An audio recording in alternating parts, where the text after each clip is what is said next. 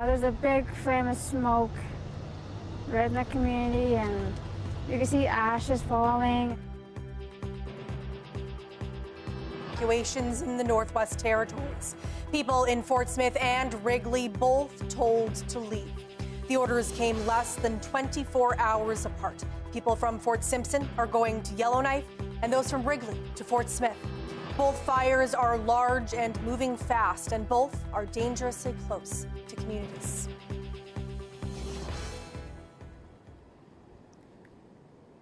We're going now to Sarah St. Pierre. She's going to give us the latest on the fires as people are in the move in the Northwest Territories. Yellowknife is where people from Fort Simpson are headed, as I mentioned, and that is where Sarah St. Pierre is live at the evacuation center. Sarah. Thanks, Megan. It's been a long day for a lot of people in the territory, and not just because of all the heat and smoke. In Wrigley, people got an evacuation order this morning, shortly before 11.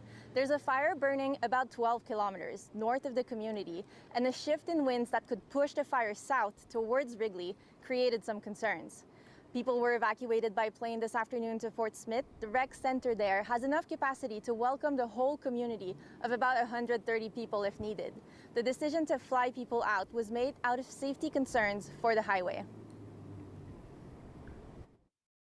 There were some concerns about the highway conditions and the fear that if you sent everybody to the ferry and then the highway conditions worsened, that would end up creating a bottleneck that could be potentially dangerous. So I think there was just a call made that it was safer for folks to take the flights.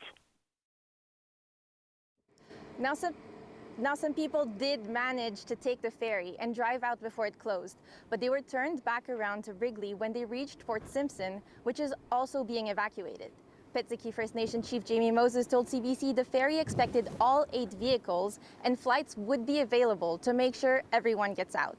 Meanwhile, in Fort Simpson, people received an evacuation order yesterday evening, and many drove all night to Yellowknife after waiting hours for their turn on the ferry. Some also left by plane yesterday, but no more flights are currently being planned. Their evacuation center is at the multiplex behind me. Fort Simpson Mayor Les Wright says over half the community had left by this afternoon, with people continuing to drive out. The threat's still there. We are expecting a wind change today, and I can feel it picking up now.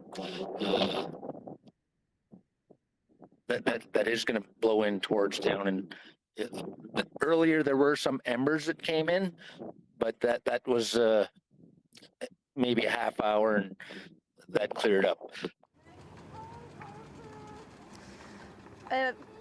Back to you, Megan. Okay, thank you so much, Sarah. As Sarah just told us, Fort Simpson residents have started to arrive in Yellowknife. Jessica Davy-Quantick spoke with some of those evacuees about their experiences.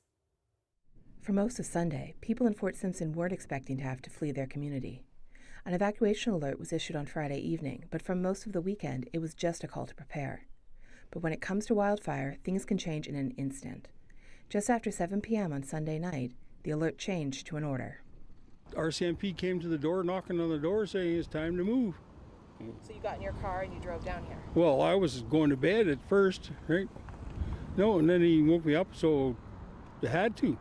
Some residents flew out, but many, like the Conoscenta family, drove all night in a convoy to get to Yellowknife. It was surreal. By 2:30, I was just looking at my dad and asking him, are we actually on the highway right now? And he's just like, yeah.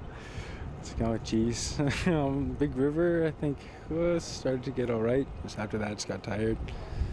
Officials say it's always difficult to issue an evacuation order, but there comes a point where for everyone's safety, it's time to go, especially when there's only one road in or out of town.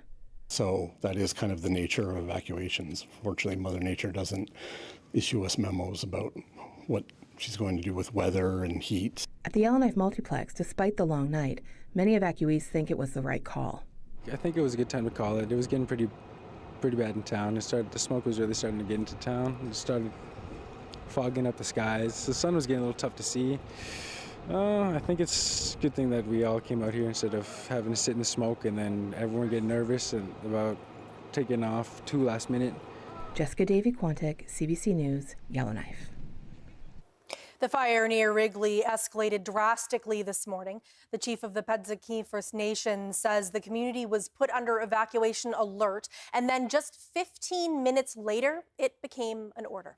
For more on that fire and how it progressed, I'm joined on the phone by Shannon Graff. She's a wildfire information officer with the GNWT. Shannon, thanks so much for being here with me today. Thank you for having me. So Shannon, how close is the fire to Wrigley at the moment? So the fire hasn't moved meaningfully towards Wrigley. It's still 12 kilometers north. It did travel north more than anything yesterday, which is where we saw the major growth in up to 10,000 hectares. And what are you hearing from people on the ground at the moment? So on the ground, we're hearing right now that we're expecting a wind change. With our current dry weather, that could make suppression activity directly on the fire's edge very difficult and ineffective. We are waiting for any openings to get helicopters bucketing, our air tankers dropping, and our crews there when it's safe to do so. They'll do everything they can. Yeah, how are crews fighting this fire at the moment, especially if weather is proving so challenging? Well, they are the pros at it. We have fire technicians who do fire modeling. We check the weather, and if we think that we can make a difference, we're going to be there as long as it's safe. You know, we heard from the chief in Wrigley that it was only 15 minutes from when the community first received an evacuation alert, and then it went to an order. So in terms of fire behavior, how did that fire escalate so quickly today? I can't really speak to anything other than we, again, are in drought. The whole territory is very dry. We had some very big winds, and that is an area that hasn't been burned quite recently. So there was fuel. Yeah. It is, again, going away from the community at the moment, and we're hoping it'll continue to do so as long as possible. And tell me what you'll be watching for overnight, Shannon. What we'll be watching for overnight is hopefully a recovery in some relative humidity, which means the humidity in the air. That'll help us out. If we can get any rain, we're hoping and praying for it. And then in the morning, we'll be going out as soon as we can safely do so, check our line, and keep working on it. Okay. Is there anything else you want to add, Shannon, or any messages you have for people who are, you know, anxiously awaiting information about the community? At this time, we have no reports of any cabins or structures that have been lost. We are asking that if anybody is still trying to get out, like, be aware it's going to be smoky. We're going to have fire crews around, so just be careful. And the Northwest Territories has been amazing in supporting their own, and we really appreciate all that. Okay. Thank you, Shannon. That was Shannon Graff on the phone with us. She is a wildfire information officer with the GNWT.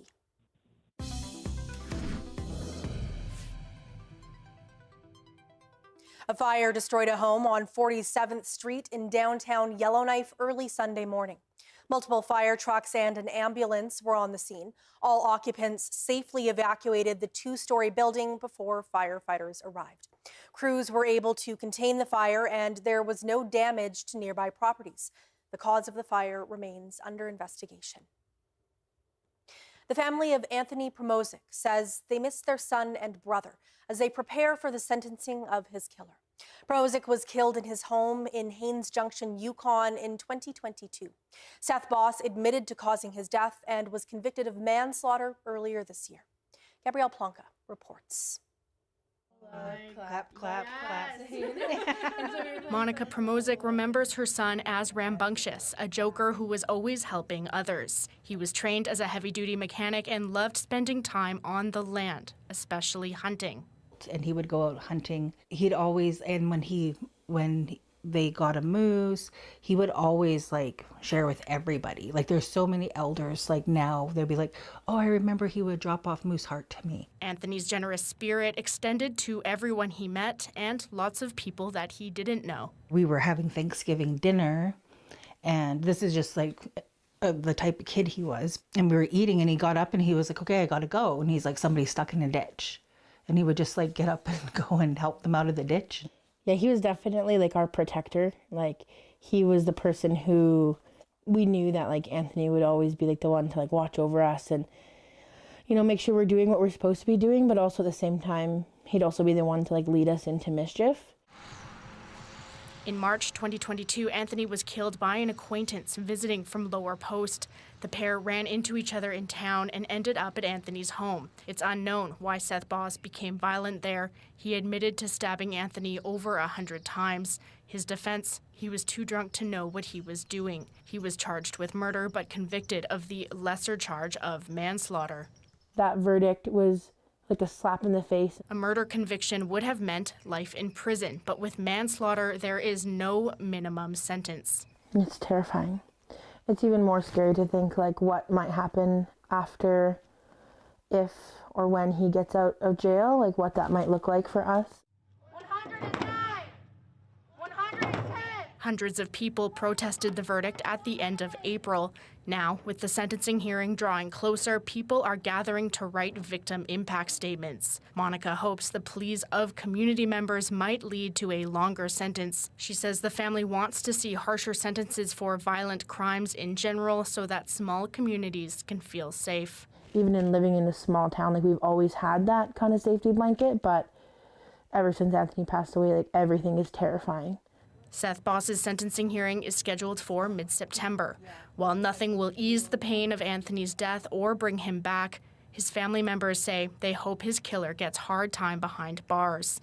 They say that would at least bring them a small sense of justice and safety. Gabrielle Plonka, CBC News, Haines Junction. In Nunavut, a youth therapy justice program is expanding to Pond Inlet. The federal government is putting $1.5 million over 5 years into the program. It started in Cambridge Bay in 2019. It provides counseling along with activities with elders to those aged 12 to 30. The goal is to keep youth out of the court system. The announcement was made in Iqaluit on Friday. Let's make sure our youth feel that they belong in their communities so that they can thrive, because when our young people thrive, our communities thrive. No date was given for when the program will launch, but Nunavut Minister of Justice George Hicks says he hopes to eventually see the program in every Nunavut community. Tying the Yukon's isolated electricity grid to the south won't solve immediate challenges. That's according to the territory's energy minister on the heels of Friday's federal announcement in Yellowknife. That's where the feds advanced support for the proposed Yukon BC Power Grid Connection Project. Dana Hatherley reports. Yukon Energy Minister Ted Laking says the project is potentially $4 billion out and years away from completion. Late last week, Federal Energy Minister Tim Hodgson announced financial and regulatory support for 5 electricity grid connection projects across the country. Hodgson says connecting the Yukon's grid to BC's will increase electricity capacity for the territory. But first, he says BC Hydro needs to complete the North Coast transmission line in northern BC. Work on that could start this summer, he says. In the meantime, the Yukon government is coming up with short and medium-term plans for keeping the lights on all winter. Hodgson calls those plans credible. In a statement Monday, Laking highlights work underway on the territory's Winter Reliable Energy Plan. It's intended to forecast long-term needs and identify future spending to meet demand down the line. The government's plan is meant to lower demand and prices, as well as prepare for outages. The government is seeking alternative sources of energy, such as small nuclear modular reactors and micro-reactors. Dana Hatherley, CBC News, Whitehorse. Pi Kennedy, a respected and well-known trapper from Fort Smith, Northwest Territories, has died. The Métis hunter and trapper spent most of his life in the bush. His journey on the land began with his father at age 10. When his father died 3 years later, he took over the trap line.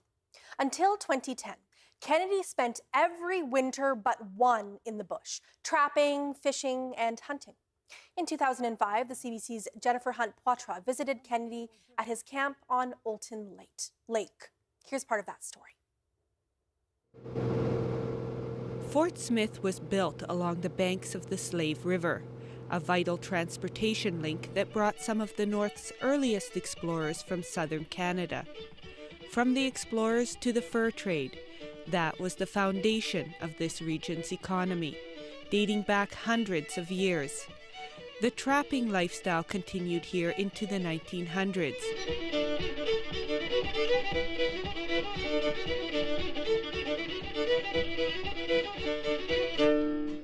Pye Kennedy, raised in the bush by his father, he started trapping when he was only 10 years old. He stays out here through the dark and cold of winter. He chooses the solitary life in the bush over the comforts of town. He's been trapping here for 50 years. He's 78 years old, and he still lives on his trap line with only his dogs for company all winter long. Yeah, piece of bread. Yeah, no, where can I put it? On Olton Lake, almost 100 kilometers from Fort Smith, Pye Kennedy is the last bushman. See, I was lucky, to get all my traps out, You pulled them all now? Yeah. See, the other day I went there and I tried a snowshoe, Boy, it's beautiful, eh?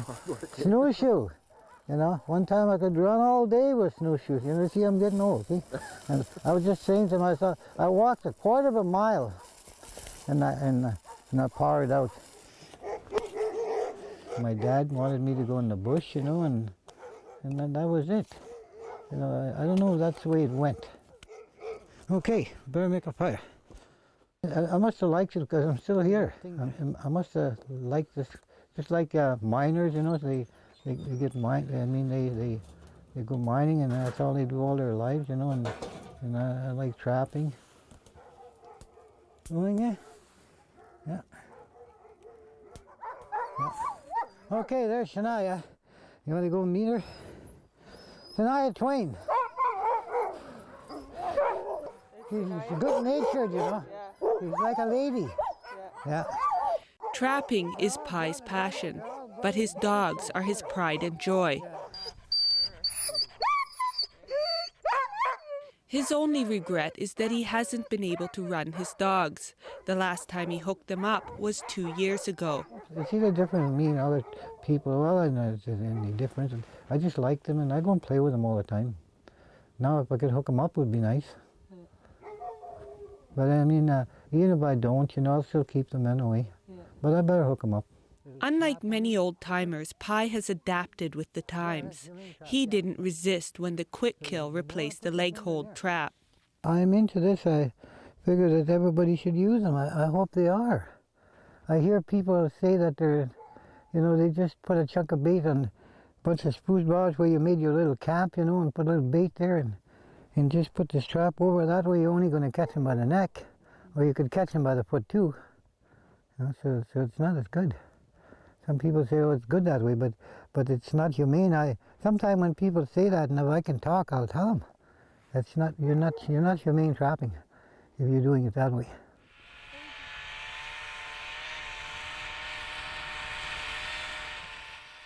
Some days I don't have a good day sometimes, but next day is okay again. That's how come I'm still here. Some other person wouldn't be here. Well, there's nobody here. I'm the only one here. They call me the last bushman out of Fort Smith, and I am.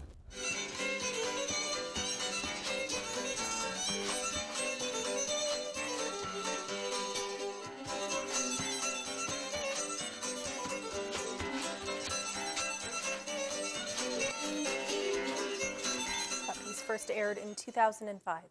Pye Kennedy was 99 years old. And Tom Sidden, a former federal minister who helped establish Nunavut, has died at the age of 84. His daughter, Katie Sidden-Carn, confirmed his death on social media on Sunday.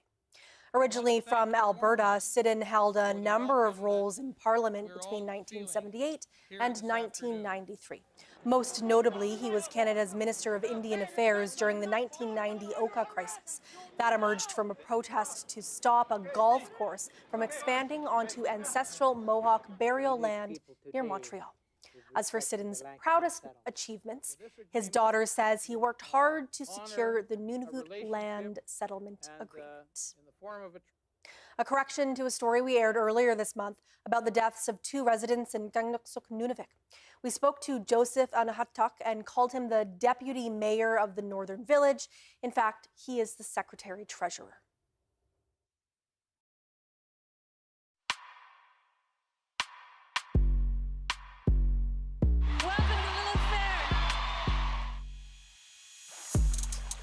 This is our living story.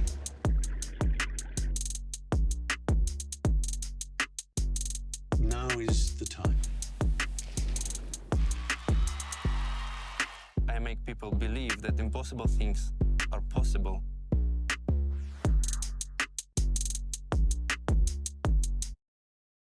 Looking for stories about Indigenous peoples from across the country? We know where you can find them. Zinez Hotier, my name is Edzi Ulevren, and I'm Tahltan Nation and Takarura Tlingit First Nation. CBC Indigenous. My name is Brett Forster, and I'm from the Chippewas of Kettle and Stony Point First Nation. Creative. Engaging. Informative. Grounded in First Nation, Métis, and Inuit communities.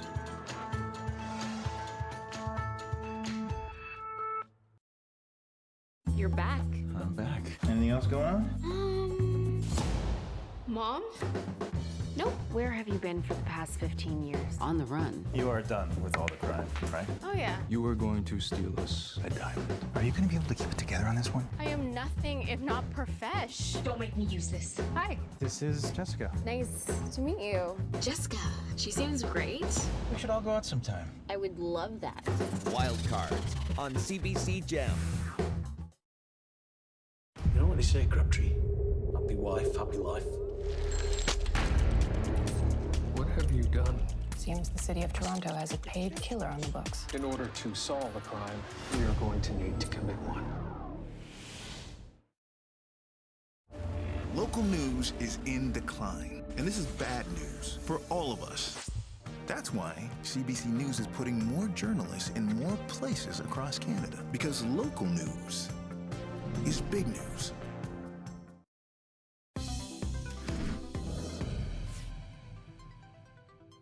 Five Nunavut communities are under water advisories, and that includes one community that's been told to boil their water for nearly 2 years. The territory's Department of Health says residents in Baker Lake, Joe Haven, Pond Inlet, and Arctic Bay should continue boiling their water for a full minute before consuming. Arctic Bay residents have been told to do that since August of 2024, and Pond Inlet residents since July of 2025. Meanwhile, the department is advising Senekilowak residents to continue drawing their water from reverse osmosis units. The filters have been in use in the community since 2016, when high sodium was detected in the water supply. Yukoners are still abuzz after Gavin McKenna was picked first overall by the Toronto Maple Leafs. On Friday, hundreds gathered in Whitehorse to watch their hometown star get drafted. The CBC's George Moratis was there.